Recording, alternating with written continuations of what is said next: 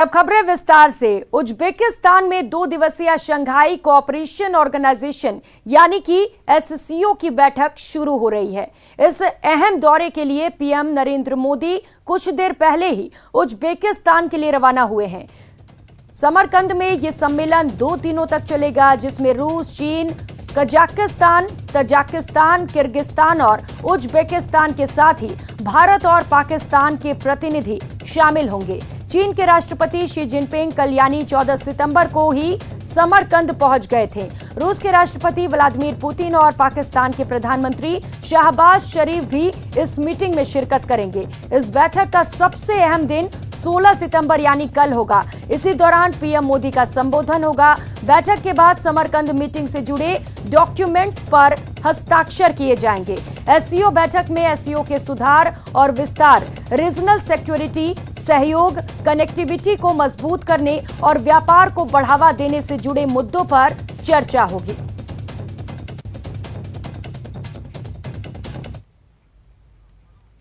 और चलिए आपको बता देते हैं कि एससीओ आखिर है क्या। एससीओ का गठन 2001 में हुआ था। एससीओ एक पॉलिटिकल, इकोनॉमिकल और सिक्योरिटी ऑर्गेनाइजेशन है। भारत, रूस, चीन और पाकिस्तान समेत इसके कुल 8 स्थायी सदस्य हैं। शुरुआत में एससीओ में 6 सदस्य रूस, चीन, कजाकिस्तान, तजाकिस्तान, किर्गिस्तान और उज्बेकिस्तान थे। 2017 में भारत और पाकिस्तान के लोग भी इससे जुड़ गए, दोनों देश इससे जुड़े और इसके जुड़ने से इसके स्थायी सदस्यों की संख्या 8 हो गई। 6 देश Armenia, Azerbaijan, Cambodia, Nepal, Sri Lanka और टर्की एससीओ के डायलॉग पार्टनर हैं। 4 देश अफगानिस्तान, ईरान, बेलारूस और मंगोलिया इसके ऑब्जर्वर सदस्य हैं।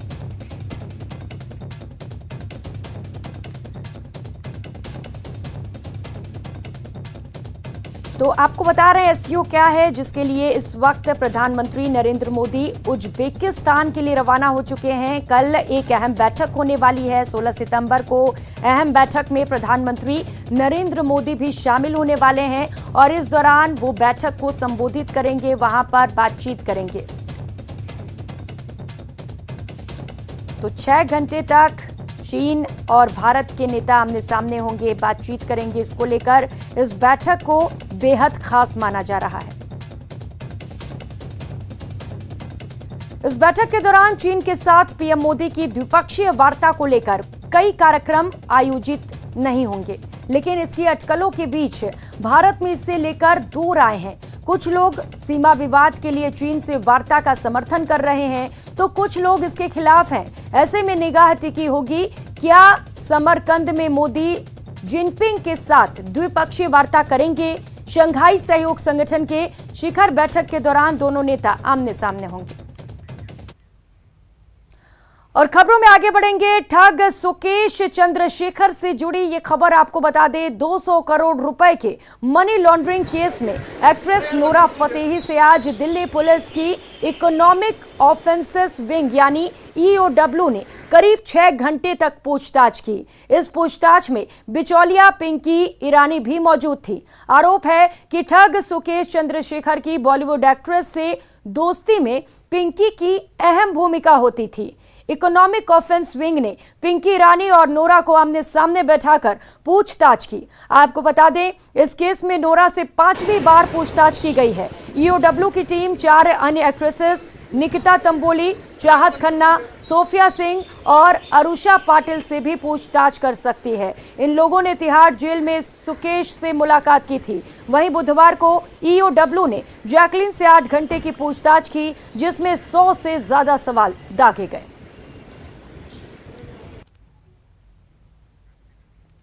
तो इससे पहले बुधवार को जैकलीन को पिंकी ईरानी के साथ आमने सामने बिठाकर पूछताछ की गई। दिल्ली पुलिस ने ठग सुकेश चंद्रशेखर मामले में जैकलीन फर्नांडिस के लिए तैयार की सवालों की लंबी फहरिस्त और इसी के आधार पर सवाल पूछे गए।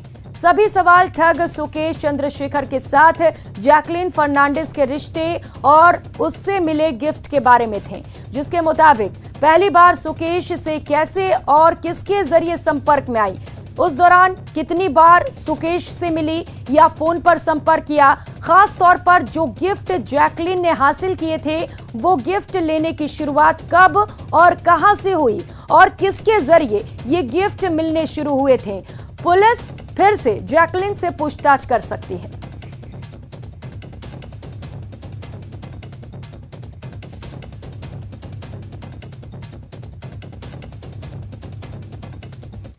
नोरा को आज इसलिए बुलाया गया था ताकि वो पिंकी से कन्फ्रंट करा सके। तो जो जो कुछ विरोधाभास आ रहे थे वो कॉन्ट्रडिक्शन हमने आज क्लियर कर लिए दोनों को साथ बुला के। और साथ में ही नोरा के एक ब्रदर इन लॉ है, उनके कज़न के हस्बैंड, जो गाड़ी नोरा को दी गई थी वो उन्होंने रिसीव की थी, तो उनको भी बुलाया गया था। और वो सारी चीज़ें अब हमने जो BMW गाड़ी थी वो सब क्लियर कर लिया। सर, अभी तक के इन्वेस्टमेंट में क्या पिंकी रानी और ये दोनों, पिंकी रानी ने ही सुकेश से नोरा को भी मिलवाया था क्या ये अभी तक? हाँ, बिल्कुल बिल्कुल, पिंकी रानी ने ही इन सबको मिलवाया था, नोरा को भी उसी ने मिलवाया था। और उसका सूडोनिम जो एंजल करके, कि मैं ये एंजल है, और इस तरह से उसको मिलवाया गया था। हाँ, और सर क्योंकि आज काफी दूसरी बार नोरा को बुलाया था पूछताछ में, तो क्या उसने बताया, क्या वो सुकेश से कभी मिली थी, किस तरह के उसने? हाँ, नोरा का बेसिकली ये एक जो इसकी सुकेश की वाइफ है लीना, उसका एक स्टूडियो है चेन्नई में, जैसा आपको पता ही है। तो उसका कुछ फंक्शन था, उसके अंदर इसको बुलाया गया था और उसमें इसको कहा गया कि भाई आप फीस मत लीजिए और ये कार आपको गिफ्ट कर रहे हैं। तो उसके बाद इसको थोड़ा शक हो गया, जैसा ये बता रही है कि भाई ये बार बार मेरे को फ़ोन क्यों कर रहा है, ये कर रहा है। तो उसके बाद इसने उससे संपर्क तोड़ दिया। तो उसी एवज में जो चेन्नई में लीना जो सुकेश की वाइफ है, उसके फंक्शन के एवज में ये गाड़ी इसको गिफ्ट की गई। और अब बात सलमान खान की। सलमान खान पिछले 4 साल से लॉरेंस गैंग के निशाने पर हैं। इस गैंग ने इन सालों में एक्टर की हत्या करने की पहले 4 बार कोशिशें की। अब पंजाब पुलिस ने इस मामले में नया खुलासा किया है। इसके अनुसार लॉरेंस गैंग ने पिछले 3 महीने में सलमान पर हमले की 2 और कोशिशें की हैं। गैंग ने सलमान को उनके फार्म हाउस के रास्ते में मारने का प्लान बनाया था। पुलिस ने बताया कि सिंगर सिद्धू मूसेवाला की हत्या करने से पहले लॉरेंस ने सलमान को मारने की साजिश रची थी। इस प्लान को गोल्डी बराड़ लीड कर रहा था। गोल्डी ने सलमान की हत्या करने के लिए लॉरेंस गैंग के शार्प शूटर कपिल पंडित को चुना था और यह तय हुआ था कि पनवेल फार्म हाउस जाने के वक्त एक्टर पर जानलेवा हमला किया जाए। पंजाब पुलिस ने शूटर कपिल पंडित को 3 दिन पहले गिरफ्तार किया। उसी ने पूछताछ में सलमान की हत्या का खुलासा किया और पूरी साजिश के बारे में बताया है।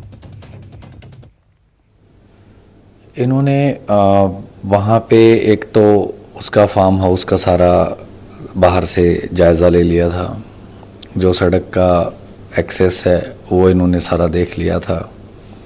सड़क पे कितनी स्पीड रह सकती है गाड़ी की, पॉट होल थे जैसे इन्होंने देखा कि ज़्यादा स्पीड नहीं, 20, 25, 30 की रफ्तार से ही ज़्यादातर एक्सेस रोड पे जाते हैं। और उनकी गाड़ी में जैसे उनका इन्होंने पता था कि एक PSO या एक उनका जो क्लोज कॉन्फिडेंट सलमान का वो रहता है या ड्राइवर होता है। और इसके अलावा इन्होंने और भी थोड़ा वहाँ पे लोकल कुछ लोगों से बात करके थोड़ा और जानने की कोशिश करी थी। और करेंगे अगली खबर का। पश्चिम बंगाल में ममता बनर्जी सरकार के खिलाफ बीजेपी ने एक बार फिर विरोध प्रदर्शन किया। मंगलवार के बड़े विरोध के बाद आज भी विधानसभा के बाहर बीजेपी ने अपना विरोध जताया। बीजेपी ममता सरकार पर भ्रष्टाचार का आरोप लगाकर प्रदर्शन करती रही। ममता सरकार से जुड़े 2 कद्दावर मंत्रियों की गिरफ्तारी के बाद बीजेपी का हल्ला बोल जारी है। दरअसल बीजेपी ने अपने संगठन में भी फेरबदल किए और नई टीम नया जोश दिखा रही है। नबन्ना मार्च से इसकी शुरुआत हुई और बंगाल में 1 साल से सुस्त बीजेपी में नई जान आ रही है। बीजेपी का आरोप है कि पहले उनके विरोध प्रदर्शन को पुलिस ने बेरहमी से कुचल दिया और अब विधानसभा में भी उन्हें भ्रष्टाचार से जुड़े सवाल उठाने से रोका जा रहा है। और खबर लखीमपुर से है। लखीमपुर में 2 लड़कियों की हत्या मामले में हंगामे के बाद अब दोनों लड़कियों का अंतिम संस्कार कर दिया गया। इस केस में पोस्टमार्टम रिपोर्ट में खुलासा हुआ कि लड़कियों की रेप के बाद गला दबाकर हत्या की गई थी और हत्या के बाद लड़कियों को फांसी पर लटकाया गया। लड़कियों की पोस्टमार्टम रिपोर्ट में गला दबाकर हत्या और इसके बाद हैंगिंग की पुष्टि हुई है। गुरुवार को दोनों लड़कियों के शव का पोस्टमार्टम किया गया। ये करीब 3 घंटे चला। 3 डॉक्टरों के पैनल ने पोस्टमार्टम किया। इस दौरान महिला डॉक्टर और मृतक लड़कियों के परिवार के कुछ लोग भी मौजूद रहे। और फिलहाल यहाँ वक्त चला छोटी सी ब्रेक का, लौटेंगे फौरन।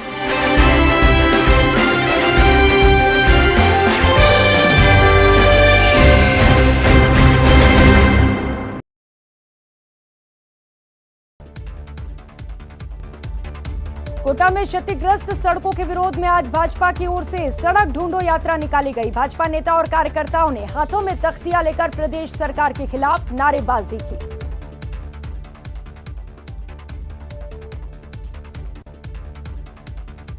चित्तौड़गढ़ नगर परिषद क्षेत्र में गायों में फैल रहे संक्रमण और विभिन्न मांगों को लेकर भाजपा पार्षदों ने नेता प्रतिपक्ष के नेतृत्व में नगर परिषद आयुक्त को मांग पत्र सौंपा।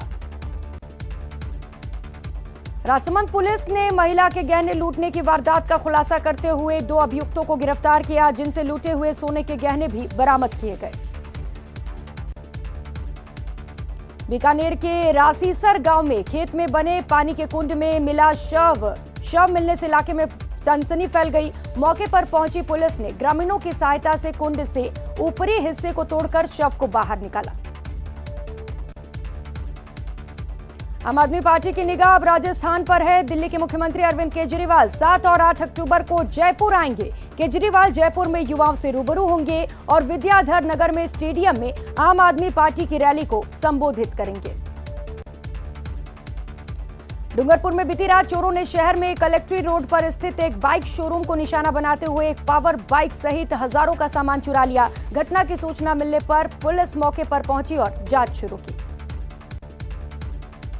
उदयपुर में लंपी से ग्रसित गायों के लिए प्रेरणा संस्थान के पदाधिकारियों ने आयुर्वेद के लड्डू बनाए हैं। इस दौरान 15 मिनट में 15,000 लड्डू बनाकर रिकॉर्ड तोड़ने की कोशिश की गई।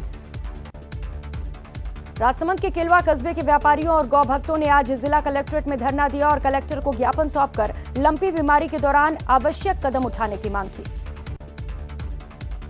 कोटा में आज 2 पुलिस महकमे की 2 घोड़ियों की नीलामी की गई। इन घोड़ियों ने 12 साल पुलिस महकमे को दिए हैं। इन्हें 27,500 रुपए में नीलाम किया गया। कोटपुतली के सोमनाथ सिटी में एक युवक ने दुष्कर्म के आरोपी से आहत होकर आत्महत्या कर ली। युवक ने बिजली के पोल से फांसी लगाकर आत्महत्या की। शव का पोस्टमार्टम कराकर परिजनों को सौंप दिया गया। सिरोही में शासन और प्रशासन आवारा घूम रही गायों और पहाड़ी इलाकों में गायों के इलाज के लिए विशेष पैकेज नहीं होने के कारण रेवदर में 1 दिवसीय बंद का आह्वान किया और गौ भक्तों ने इकट्ठा होकर उपखंड अधिकारी को ज्ञापन सौंपा। बस्सी में लंपी वायरस से त्रस्त गायों को बचाने और सरकार द्वारा पर्याप्त व्यवस्था नहीं करने के विरोध में सोशल मीडिया पर वायरल राजस्थान बंद के मैसेज के समर्थन में बस्सी कस्बा बंद रहा। बीकानेर में जिला पुलिस ने गुमशुदा हुए मोबाइल फोन की बड़ी खेप जब्त की है। बरामद किए गए मोबाइल की बाजार में कीमत 35 लाख रुपए है। बरामद किए गए इन मोबाइल में से 5 आईफोन थे, वहीं कई मोबाइल महंगे ब्रांड के थे।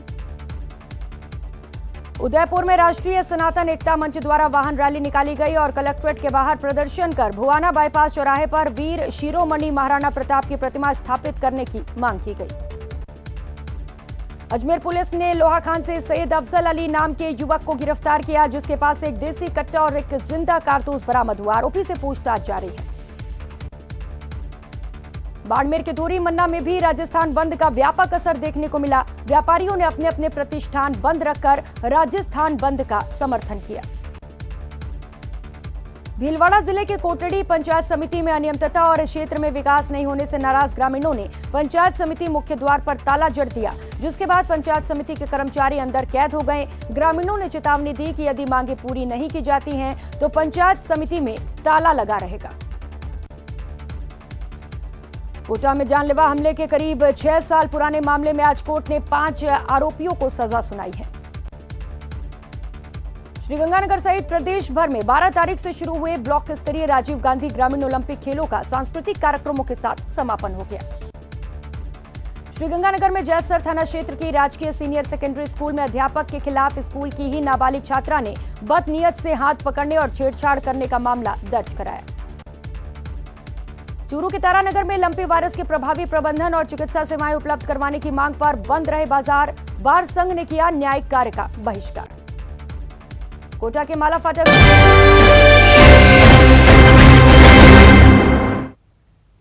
ब्रेक के बाद आप सभी का बहुत बहुत स्वागत है। खबरों में आगे बढ़ेंगे। पूर्व सीएम त्रिवेंद्र सिंह रावत उस समय मुसीबत में फंस गए जब एक जंगली हाथी ने कट्टावर के पास गुरुवार शाम को उनका काफिला रोक लिया। जानकारी के मुताबिक कुछ देर तक तो पूर्व सीएम अपनी गाड़ी में बैठे रहे, लेकिन जब हाथी पास आया तो तुरंत गाड़ी से उतरकर एक पहाड़ी के पास आ गए। हाथी के जाने के बाद ही पूर्व सीएम दोबारा गाड़ी में बैठे और काफिला आगे बढ़ा। पूर्व सीएम त्रिवेंद्र सिंह रावत उस समय मुसीबत में फंस गए जब एक जंगली हाथी ने कोटद्वार के पास गुरुवार शाम को उनका काफिला रोक लिया। जानकारी के मुताबिक कुछ देर तक तो पूर्व सीएम अपनी गाड़ी में बैठे रहे, लेकिन जब हाथी पास आया तो तुरंत गाड़ी से उतरकर एक पहाड़ी के पास आ गए। हाथी के जाने के बाद ही पूर्व सीएम दोबारा गाड़ी में बैठ पाए और काफिला आगे बढ़ा। इस दौरान त्रिवेंद्र सिंह रावत के साथ एक एडवोकेट पृथ्वीराज चौहान हाथी से बचने के लिए चट्टान से कूदते समय गिरकर घायल भी हो गए। हाथी से सामना होने पर पूर्व सीएम त्रिवेंद्र सिंह रावत का कहना है कि मेरी यात्रा ही एडवेंचर से भरी थी। शुरुआत जैसे हुई वैसे ही समापन भी हुआ। मुझे अभ्यास है, पहाड़ उतरता चढ़ता रहता हूँ।